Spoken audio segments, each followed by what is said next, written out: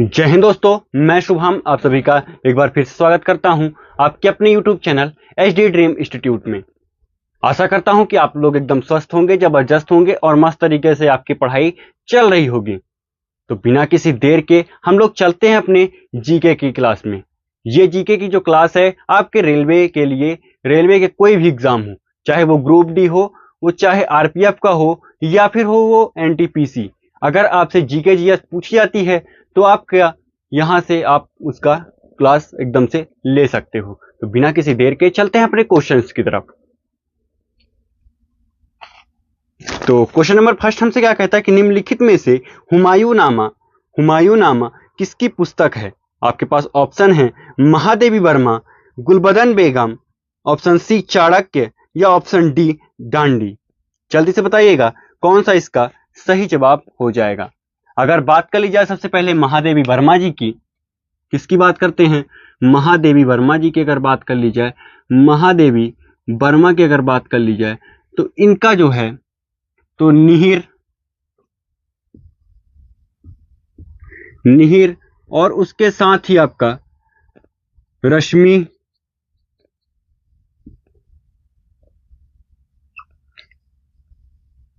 आपकी इनकी प्रमुख रचनाएं रहने वाली हैं। और बात कर ले चाणक्य की, अगर आपसे कोई पूछ ले चाणक्य की बात कर ली जाए तो चाणक्य का जो प्रमुख है वो अर्थशास्त्र है। अर्थशास्त्र इनका प्रमुख रहने वाला है। अब भैया जो ये अर्थशास्त्र है, कहने को तो ये अर्थशास्त्र है, लेकिन इसमें सारी बातें राजनीति से जुड़ी दी गई है। कैसे प्रशासन को चलाना है, कैसे शासन प्रशासन को चलाना है, उसके बारे में अर्थशास्त्र में चर्चा की गई है।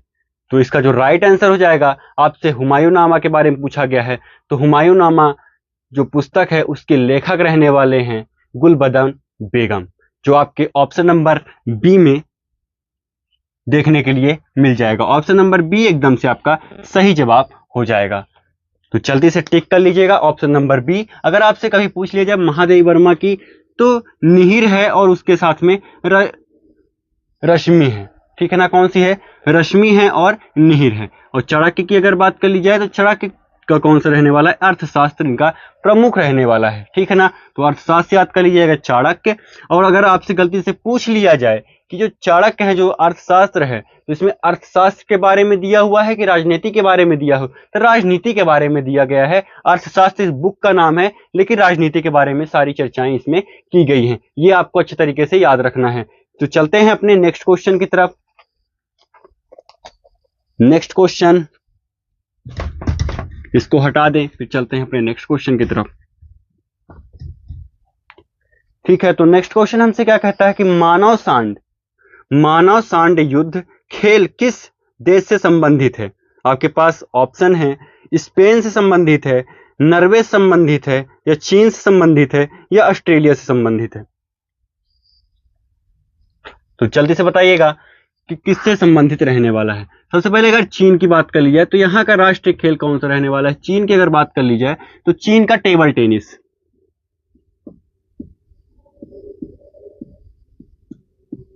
यहां का तो टेबल टेनिस हो गया। तो चीन तो गया आपके ऑप्शन से। अब ऑप्शन में अब कौन सा है, ऑस्ट्रेलिया है।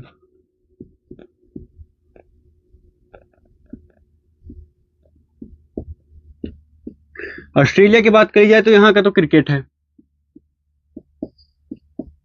तो ये भी आपके ऑप्शन में से चला गया। अब आपके पास ऑप्शन बचते हैं option A Spain, option B Norway. तो जल्दी से बताइएगा कि कौन सा ऑप्शन सही हो जाएगा। तो ऑप्शन नंबर ए स्पेन एकदम से आपका सही जवाब हो जाएगा। स्पेन को एकदम से सही जवाब कर लीजिएगा, टिक कर लीजिए जल्दी से। ऑप्शन नंबर ए, सेकंड वाले क्वेश्चन का ऑप्शन नंबर ए एकदम से सही जवाब हो जाएगा। और क्रिकेट की अगर बात कर ली जाए तो 5 बार जो 50-50 वर्ल्ड कप होता है, 50-50 जो वर्ल्ड कप है 50-50 ओवर वाला, जिसे आप वनडे के नाम से जानते हो, ये 5 बार कौन जीत चुका है, ऑस्ट्रेलिया इसकी ट्रॉफी जीत चुकी है। ठीक है, T20 वर्ल्ड कप अभी चल रहा है, जहां पे ऑस्ट्रेलिया को हरा करके भारत सेमीफाइनल में पहुंच चुका है। ठीक है ना, हम लोग इंडिया वाले हैं भैया, हिसाब बहुत अच्छे से लेते हैं। 2023 में आपने हमें पटक दिया था, 2024 में हमने आपसे बदला ले लिया। किससे? ऑस्ट्रेलिया से बदला ले लिया। 2023 में ऑस्ट्रेलिया से हार गया था हमारा भारत देश, हमने बदला ले लिया 2024 में। एक साल बाद बीता भी नहीं था, एक साल पहले ही इसका बदला हक हिसाब बराबर हो गया। अब ऑस्ट्रेलिया को हमने हरा दिया, ऑस्ट्रेलिया हो गई कहाँ? सेमीफाइनल से बाहर, वर्ल्ड कप से बाहर। ठीक है ना? तो हम लोग बदला इंडिया वाले हैं भैया, बदला बहुत अच्छे तरीके से लेना जानते हैं। तो चलो चलते हैं नेक्स्ट क्वेश्चन की तरफ।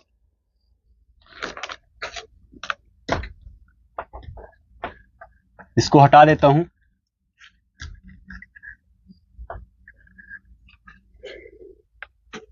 नेक्स्ट क्वेश्चन क्या कहता है कि एक तरंग के गर्त की गहराई को इसका खाली स्थान कहा जाता है। ऑप्शन ए आयाम कहा जाता है, ऑप्शन बी माफ करिएगा, ऑप्शन ए आवृत्ति कहा जाता है, ऑप्शन बी आयाम कहा जाता है, या ऑप्शन सी परिणाम कहा जाता है, या ऑप्शन डी इनमें से कोई नहीं। तो इसका जो राइट आंसर हो जाएगा दोस्तों वो हो जाएगा आयाम। ऑप्शन नंबर बी आयाम एकदम से सही जवाब हो जाएगा। ऑप्शन नंबर बी नंबर पे जो है आप उसको टिक कर लीजिएगा। प्रश्न नंबर 3 का आंसर क्या हो जाएगा? आयाम एकदम से सही हो जाएगा। ये आपके रेलवे ग्रुप डी में पूछा गया क्वेश्चन है, तो इसीलिए इस क्वेश्चन को इंपॉर्टेंट लगा लीजिएगा, क्योंकि ये क्वेश्चन पूछा गया है। तो हो सकता है कि दोबारा से पूछ लिया जाए, तो आपको घबराना नहीं है। आयाम इसका सही जवाब है और आयाम पे टिक करके आना, देखा जाएगा जो भी होगा। ठीक है?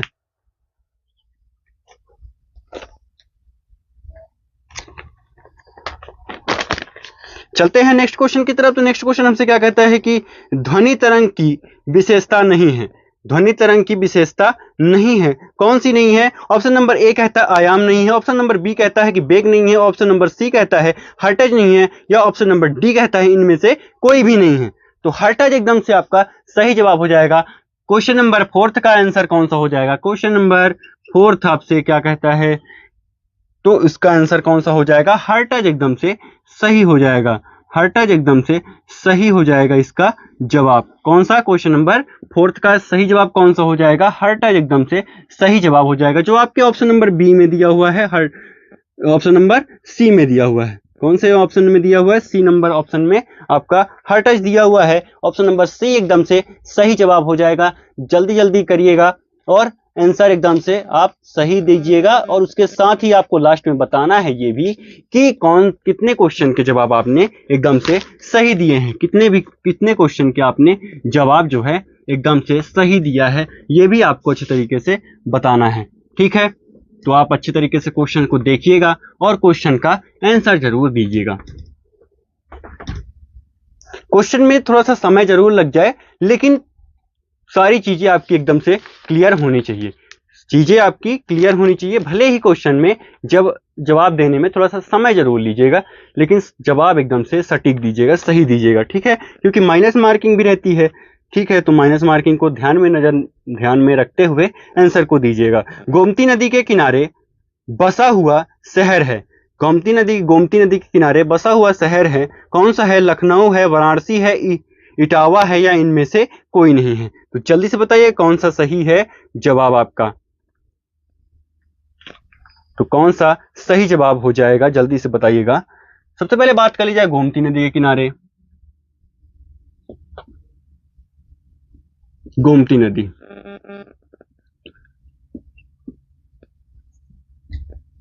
गोमती नदी की बात कर ली जाए तो गोमती नदी में कौन कौन से शहर हैं? जौनपुर ले लो, पीलीभीत ले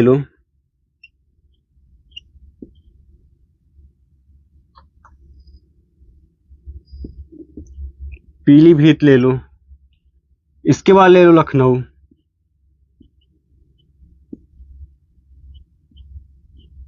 तो आपके ऑप्शन में दिया हुआ है कौन सा? लखनऊ। लखनऊ एकदम से सही जवाब हो जाएगा।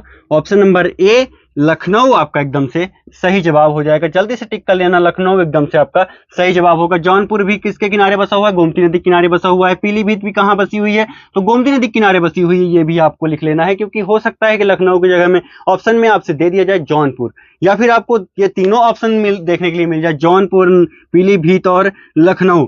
और आपसे ये पूछ लिया जाए कि जौनपुर नदी गोमती नदी के किनारे कौन सा इनमें से शहर नहीं बसा हुआ है, वहां पे आपसे दे सकता है इलाहाबाद, प्रयागराज, कोई भी ऑप्शन दे सकता है, तो वही आपका आंसर सही हो जाएगा। ठीक है, तो जल्दी से लिख लीजिएगा ये सारे ही आप।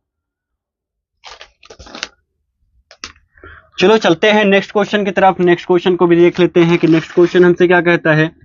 नेक्स्ट क्वेश्चन हमसे क्या कहता है, अब हमको वो देखना है। सारे ही क्वेश्चन आपके लिए इंपॉर्टेंट हो जाते हैं क्योंकि ये सारे क्वेश्चन आपके प्रीवियस ईयर में पूछे गए हैं किसी ना किसी एग्जाम में। ठीक है, तो हाल ही में खगोल भौतिकी में काबली पुरस्कार 2024 किसे प्रदान किया गया है, प्रदान करने की घोषणा की गई है या प्रदान किया जाएगा? जल्दी से बताइएगा कौन सा आंसर सही हो जाएगा। ऑप्शन नंबर ए आपसे कहता है डेविड चार वेन्यू, और ऑप्शन नंबर बी कहता है सारा सेगर, और ऑप्शन नंबर डी कहता है ए और बी दोनों सही हैं, या ऑप्शन नंबर डी कहता है कि इनमें से कोई नहीं। तो जल्दी से बताइएगा कौन सा सही जवाब हो जाएगा। जल्दी से बताइएगा कौन सा सही जवाब हो जाएगा। काबिल पुरस्कार की बात कर ली जाए, काबिली पुरस्कार की अगर बात कर ली जाए तो ये किसे किसे मिलता है। सबसे पहले तो ये देखना है किस किस क्षेत्र में मिलता है। खगोल के क्षेत्र में मिलता है,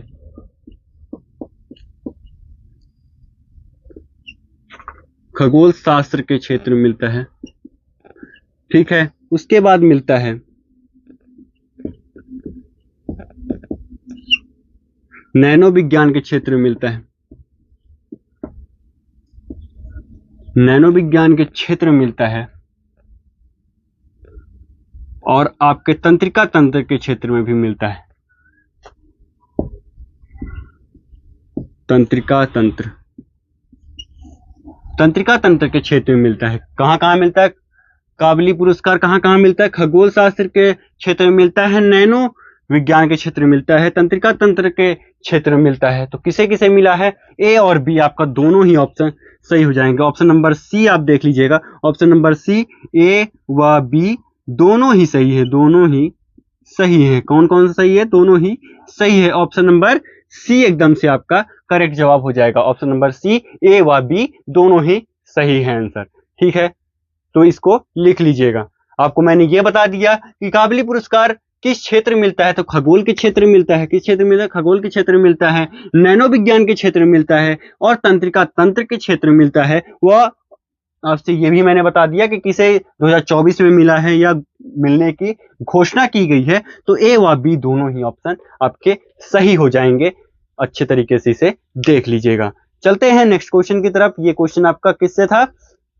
ये आपका क्वेश्चन रहने वाला करंट अफेयर से रिलेटेड क्वेश्चन था, आपने जिसका जवाब दिया है। ठीक है, चलते हैं नेक्स्ट क्वेश्चन की तरफ। तो नेक्स्ट क्वेश्चन कहता है कि धुआंधार जलप्रपात किस शहर में स्थित है? ऑप्शन नंबर ए जबलपुर में स्थित है, ऑप्शन नंबर बी रीवा में स्थित है, या ऑप्शन नंबर सी शहडोल में स्थित है, या फिर ऑप्शन नंबर डी अमरकंटक में स्थित है। जल्दी से बताना कहां पे स्थित रहने वाला है। कौन सा जलप्रपात पूछा गया है? धुआंधार जलप्रपात कहां स्थित है, जल्दी से बताइएगा। तो ये आपका कहां स्थित है, जल्दी से बताइएगा कौन सा जवाब सही हो जाएगा। जल्दी से आपको इसका बताना है। कौन सा क्वेश्चन नंबर है? क्वेश्चन नंबर 7 का आंसर आपको देना है। तो जल्दी से दीजिएगा कि क्वेश्चन नंबर 7 का आंसर कौन सा सही हो जाएगा, क्योंकि बहुत सारे क्वेश्चन हमारे पास है और उनके भी हमें आंसर देख करके जाना है और जवाब देना है लास्ट में कि आपने कितने क्वेश्चन में से कितने क्वेश्चन सही किए। जितने क्वेश्चन मैंने करवाए उसमें से आपने कितने क्वेश्चन सही किए हैं। क्वेश्चन नंबर 7 आपसे धुआंधार जलप्रपात के बारे में आपसे पूछा गया है। तो अगर बात कर ली जाए कि अमरकंटक की,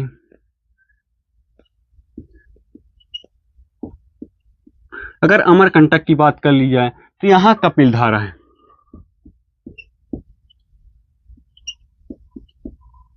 कौन सा है? कपिल धारा जलप्रपात है। ठीक है, तो यहां तो है नहीं। अब बचा जबलपुर।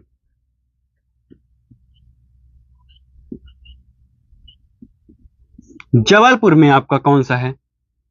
धुआंधार जलप्रपात है। तो ऑप्शन नंबर ए जबलपुर आप एकदम से सही जवाब कर लीजिएगा। ऑप्शन नंबर ए जबलपुर आपका एकदम से सही जवाब हो जाएगा। ठीक है, ऑप्शन नंबर ए जबलपुर आपका एकदम सही जवाब हो जाएगा। ये आपका 10 मीटर ऊंचा जलप्रपात है। 10 मीटर ऊंचाई से ये पानी जो है गिरता है। किस नदी से गिरता है? तो नर्मदा नदी। कौन सी नदी? नर्मदा नदी से ये पानी गिरता है, मतलब नर्मदा नदी पर ये जलप्रपात बनता है। ठीक है, ये भी आपको अच्छे तरीके से याद रखना है। याद हो जाएगा या फिर नहीं होगा? जल्दी से बताइएगा, याद होगा या फिर नहीं होगा याद?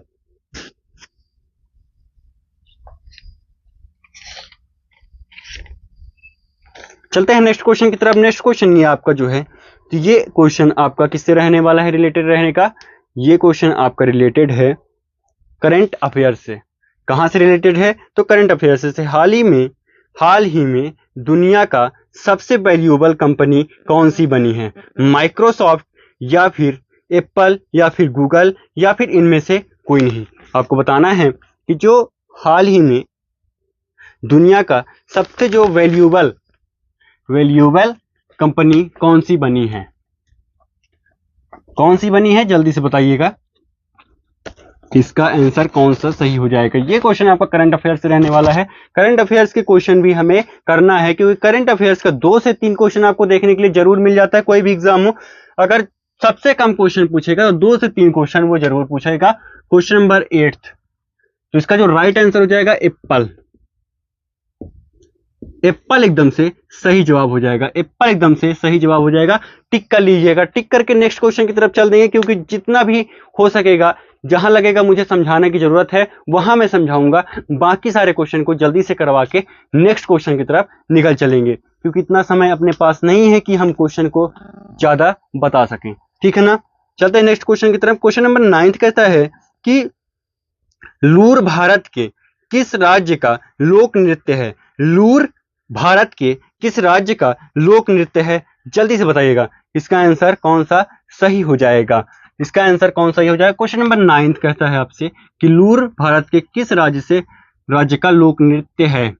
जल्दी से बताइए कौन सा सही जवाब हो जाएगा। तो इसका जो राइट आंसर हो जाएगा दोस्तों, वो हो जाएगा हरियाणा। हरियाणा एकदम से आपका सही जवाब हो जाएगा, जो आपके ऑप्शन नंबर सी में दिया गया है। कहां दिया गया है? ऑप्शन नंबर सी एकदम से आपका सही जवाब हो जाएगा। हरियाणा एकदम से आपका सही जवाब हो जाएगा। तो जल्दी से लिख लीजिएगा और चलिएगा नेक्स्ट क्वेश्चन की तरफ। गर्मी बहुत ज्यादा है, लेकिन क्या करना है अपने को? पढ़ाई तो जरूरी है, पढ़ाई तो करनी ही पड़ेगी, इसलिए पढ़ाई भी करना जरूरी है और सारे काम भी करना जरूरी है। चलो देखो नेक्स्ट क्वेश्चन की तरफ चलते हैं। पंडित किशन महाराज, ये बहुत इंपॉर्टेंट क्वेश्चन है, कई बार परीक्षाओं में पूछा गया क्वेश्चन है। ये मस्त क्वेश्चन है, जबरदस्त क्वेश्चन है, तो इसको अच्छे तरीके से जवाब दीजिएगा। और ये स्पेशल मैं आपसे पूछता हूं कि कमेंट में बताइएगा आप कि क्वेश्चन नंबर 10 का जवाब किसने किसने एकदम सही दिया था। ठीक है ना? पंडित किशन महाराज किस वाद्य यंत्र से संबंधित हैं? आपके पास ऑप्शन है तबला, सितार, बांसुरी या इनमें से कोई नहीं। इनमें से कोई नहीं। जल्दी से बताइएगा कौन सा आंसर सही है, कौन सा आंसर सही है।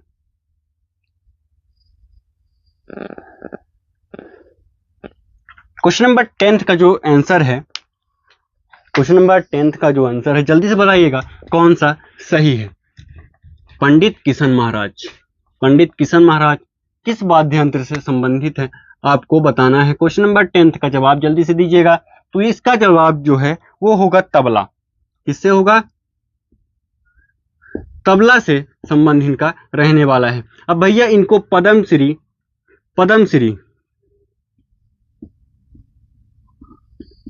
से भी नवाजा गया था। ठीक है, पद्मश्री से भी इन्हें नवाजा गया। कब नवाजा गया? 1973 में, 1973 में। ठीक है, पद्म विभूषण भी इन्हें दिया गया।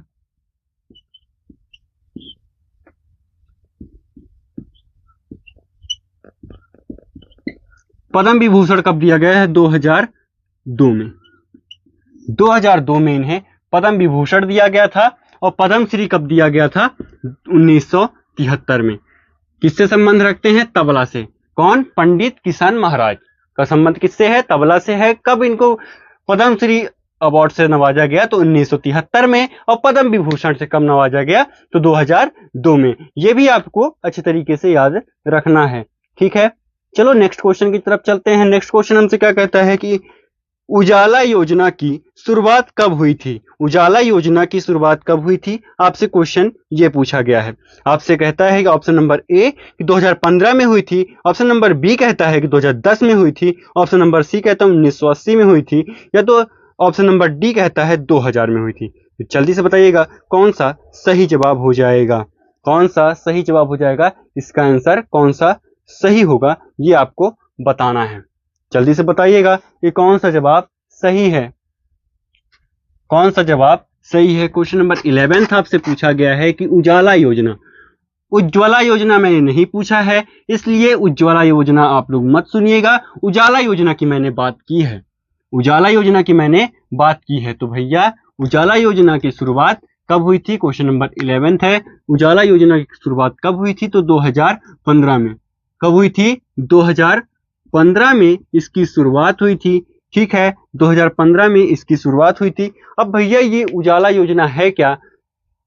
जो बिजली की खपत है उसको कम करने के लिए, बिजली की जो खपत है उसको कम करने के लिए हम लोग उजाला योजना की शुरुआत करते हैं। इसमें एलईडी बल्ब को सस्ता कम रेटों में प्रोवाइड करें, लोगों तक पहुंचे, इससे हमारी बिजली क्या हो, खपत उसकी कम हो। पहले आप देखते रहे होंगे कि पीला पीला बल्ब लगा करता था घरों में जो येलो कलर के बल्ब लगे रहा करते थे, वो पीला वाला बल्ब वो क्या करता था, बिजली की खपत को बढ़ाता था, वो ज्यादा बिजली आती थी उससे। लेकिन जो अब सफेद वाले व्हाइट कलर के जो लगे रहते हैं एलईडी बल्ब, वो क्या है, बल्ब जो है वो बिजली की खपत को कम करते हैं। ठीक है, इसलिए यही जो मिशन था हमारा, कौन सा, उजाला योजना। ठीक है, उजाला योजना किस रिलेटेड है? बिजली की खपत को कम करने से रिलेटेड है। ठीक है, ये आपको अच्छे तरीके से याद रखना है।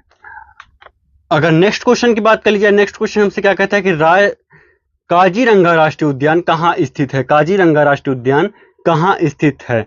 आपसे ऑप्शन नंबर ए कहता है मध्य प्रदेश में है, ऑप्शन नंबर बी कहता है केरल में है, ऑप्शन नंबर सी कहता है असम में है, या ऑप्शन नंबर डी कहता है गुजरात में है। जल्दी से बताइएगा कहाँ पे स्थित है काजीरंगा राष्ट्रीय उद्यान। अगर बात कर ली जाए जिम कॉर्बेट राष्ट्रीय उद्यान, सबसे पहले बात करें जिम कॉर्बेट राष्ट्रीय उद्यान, ये भारत का पहला राष्ट्रीय उद्यान है। जिम कॉर्बेट राष्ट्रीय उद्यान कौन सा? जिम कॉर्बेट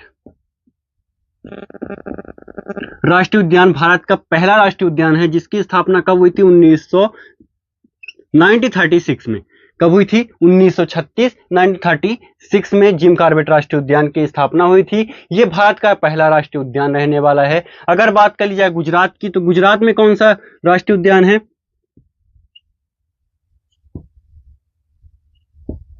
गुजरात में कौन सा राष्ट्रीय उद्यान है? तो गिर राष्ट्रीय उद्यान है। कौन सा राष्ट्रीय उद्यान है? गिर राष्ट्रीय उद्यान। भारत का गिर राष्ट्रीय उद्यान कहां पे स्थित है? गुजरात में स्थित है। ये आपको अच्छे तरीके से याद रखना है। अगर इसके जवाब की बात कर ली जाए तो असम एकदम से सही जवाब हो जाएगा। असम एकदम से सही जवाब हो जाएगा। असम आपका एकदम से राइट आंसर हो जाएगा। टिक कर लीजिएगा ऑप्शन नंबर जहां भी होगा, ऑप्शन नंबर जहां भी होगा असम आपका एकदम से सही जवाब हो जाएगा। चलते हैं नेक्स्ट क्वेश्चन की तरफ। तो नेक्स्ट क्वेश्चन हमसे क्या कहता है कि क्वेश्चन नंबर 13th मिशन इंद्रधनुष जो कि भारत सरकार का एक कार्यक्रम है, खाली स्थान से संबंधित है।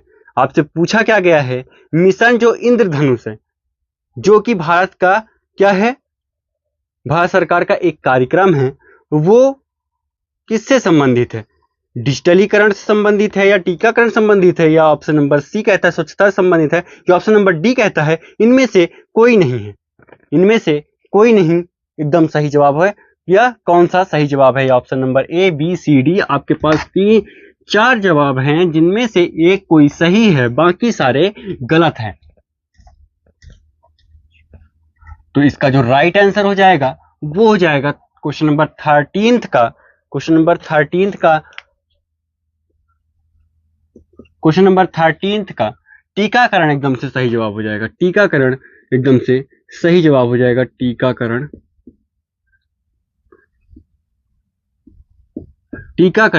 आपका एकदम से सही जवाब हो जाएगा, जो आपके ऑप्शन नंबर बी में दिया हुआ है। ऑप्शन नंबर बी आपका एकदम से क्या हो जाएगा? सही जवाब हो जाएगा। टीकाकरण से संबंधित है। चलते हैं नेक्स्ट क्वेश्चन की तरफ। नेक्स्ट क्वेश्चन भी हमारा क्या है, किससे रिलेटेड रहने वाला है? ये भी क्वेश्चन आपका करंट अफेयर्स का क्वेश्चन है। हाल ही में किस राज्य की विधानसभा ने राज्य का नाम बदलने का प्रस्ताव पारित किया है? हाल ही में किस राज्य की विधानसभा ने राज्य का नाम बदलने का प्रस्ताव पारित किया है? मध्य प्रदेश सरकार ने, या बिहार ने, या केरल ने, या उत्तर प्रदेश ने? कौन सी सरकार है जो अपने राज्य का नाम बदलना चाहती है? तो इसमें जो आपका केरल जो है एकदम सही जवाब हो जाए। केरल जो है, केरल अपना नाम बदल करके क्या रखना चाहता है? केरलम।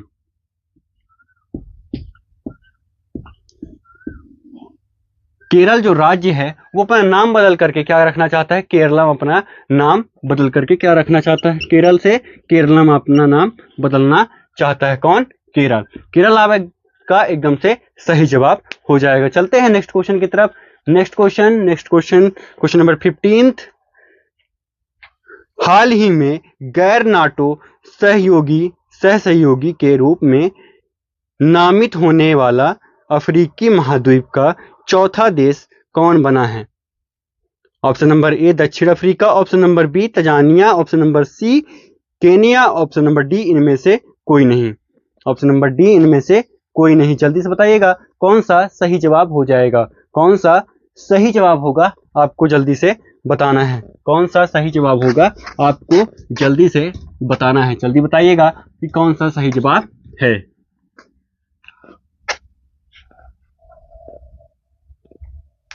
क्वेश्चन नंबर 15 आज की क्लास का लास्ट क्वेश्चन भी है। क्वेश्चन नंबर 15 तो यहाँ एकदम से सही जवाब हो जाए क्या? केनिया। केनिया, इससे आपका क्या प्रभाव पड़ेगा? तो ये केनिया है, केनिया की अब सुरक्षा कौन करने लगेगा? यूएसए। केनिया की सुरक्षा कौन करेगा? यूएसए। ठीक है, इससे केनिया को बहुत ज्यादा प्रॉफिट होगा। ठीक है, केनिया की सुरक्षा आप कौन करने लगेगा? यूएसए। इससे केनिया को फायदा होगा। ठीक है दोस्तों, क्लास कैसी लगी जरूर बताइएगा। मिलते हैं नेक्स्ट क्लास में, तब तक के लिए जय हिंद, जय भारत।